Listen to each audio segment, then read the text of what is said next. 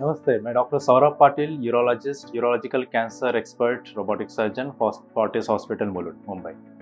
आज हम जानेंगे प्रोस्टेट हेल्थ के बारे में, प्रोस्टेट रिलेटेड इश्यूज के बारे में। प्रोस्टेट एक ऑर्गन है which is situated deep inside the pelvis, which is present in all males. हर पुरुषों में प्रोस्टेट होता है, जिसका मेन काम यंग एज में वीर्य बनाना है, जो हमारे स्पर्म्स को नरिश एंड प्रोटेक्ट करता है।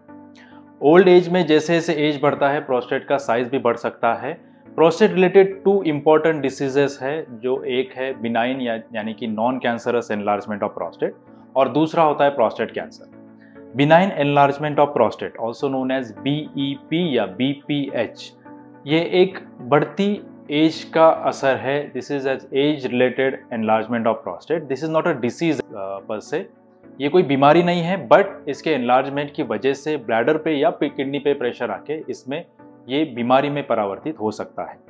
कैसे जानेंगे बीपीएच या बीईपी के सिम्टम्स? 7 इंपॉर्टेंट सिम्टम्स या लक्षण आपको देखना है, जैसे यूरिन का धार पतला होना, जो यूरिन दूर जाता था वो पैरों के पास आ रहा है। यूरिन का जो फ्लो है वो कंटिन्यूस ना होना, अटक अटक के रुक रुक के यूरिन होना।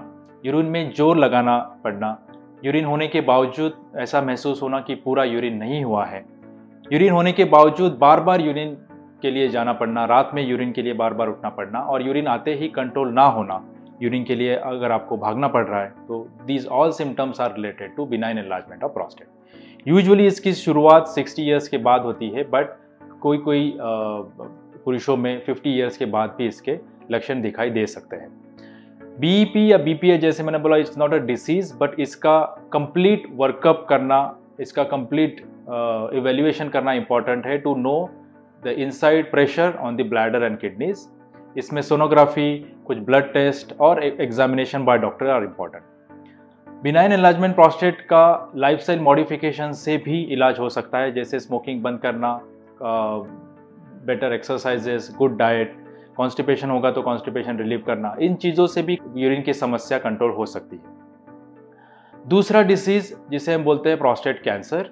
Again, prostate cancer is one of the most important या leading cancers in the world. Fortunately India में इसका प्रमाण, इसका इंसिडेंस कम है, बट हालांकि इंडिया में जो कैंसर्स, प्रोस्टेट कैंसर्स पाए जाते हैं, वो compare to western population aggressive cancers है। Good thing is prostate cancer can be diagnose in early stages. ये जल्दी स्टेज में हम इसको डायग्नोज कर सकते हैं, एंड अगर हम इसको जल्दी के स्टेज में डायग्नोज करें तो इसका कंप्लीट क्योर पॉसिबल है। अनलाइक अदर कैंसर्स, ये कैंसर जानलेवा नहीं हो सकता है। अर्ली स्टेज में कैसे जाने प्रोस्टेट कैंसर अर्ली स्टेज में डिटेक्ट करना? सेम सिम्टम्स जो एज रिलेटेड एनलार्जमेंट के कारण हो सकते हैं, वही सिम्टम्स प्रोस्टेट कैंसर के सिम्टम्स हो सकते हैं, जैसे कि यूरिन का स्ट्रीम पतला होना, जो यूरिन दूर जा रही थी वो पास में हो रही है। यूरिन के लिए आपको बार बार जाना पड़ रहा है, यूरिन के लिए आपको कंट्रोल नहीं हो रहा है, रात में यूरिन के लिए उठना पड़ रहा है। यूरिन का जो फ्लो था वो कंटिन्यूस नहीं है, अटक अटक के हो रहा है।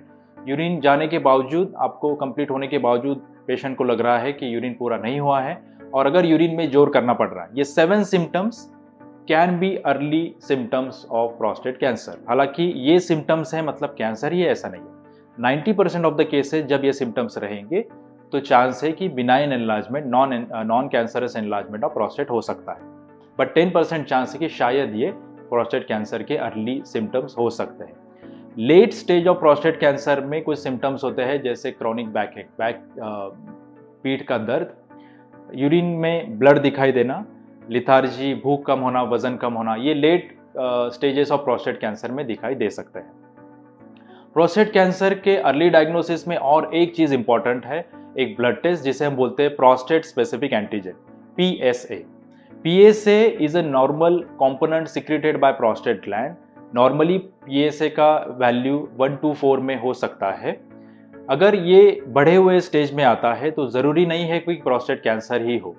There are some other causes of high PSA, और भी कुछ कारण है पीएसए हाई होने के, जैसे ग्रॉसली एनलार्ज प्रोस्टेट, प्रोस्टेट में इन्फेक्शन, यूरिन का रिटेंशन, यूरिन रुक जाना, कैथेटराइजेशन, अगर यूरिन में नली डालना, यूरिन के लिए नली डालना पड़ रहा है, कोई बायोप्सी, कोई इंस्ट्रूमेंटेशन, कोई ऑपरेशन हुआ है यूरिन के रास्ते, ये सब कारण है पीएसए हाई होने के। But if these causes are ruled out, अगर ये कोई भी कारण नहीं है, अगर ये कारण डॉक्टर्स रूल आउट करते हैं, तो हाई पीएसए प्रोस्टेट के कैंसर की वजह से हो सकता है।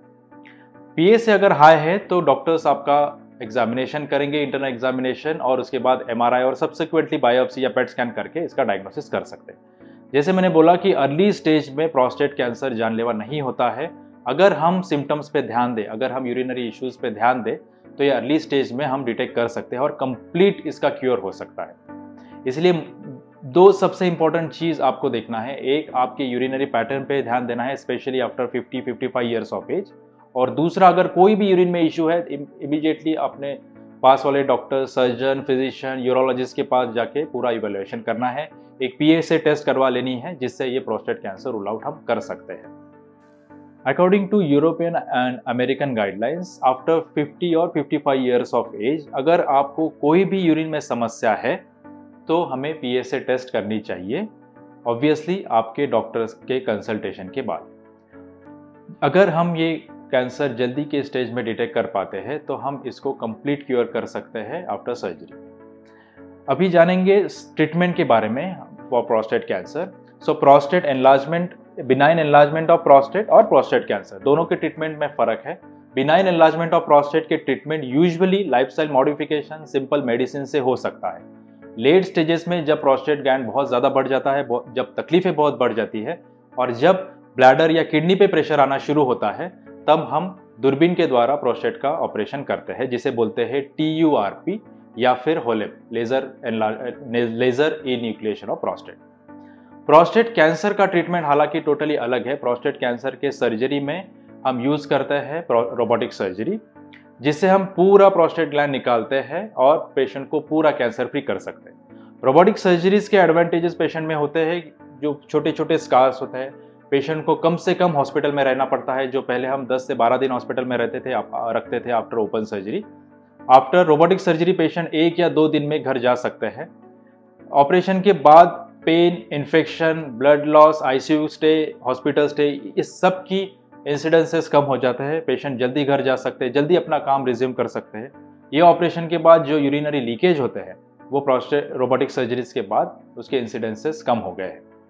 सो in short, robotic surgery has completely transformed the surgery for prostate cancer. Early stage में प्रोस्टेट कैंसर ट्रीटमेंट करके radiation therapy, surgical therapy, chemotherapy, ये सब थेरेपीज करके पेशेंट कंप्लीटली क्योर हो सकता है। Only thing is we need to pay attention to our symptoms and we should immediately go to our physician or surgeon or urologist for complete evaluation of these symptoms. Thank you.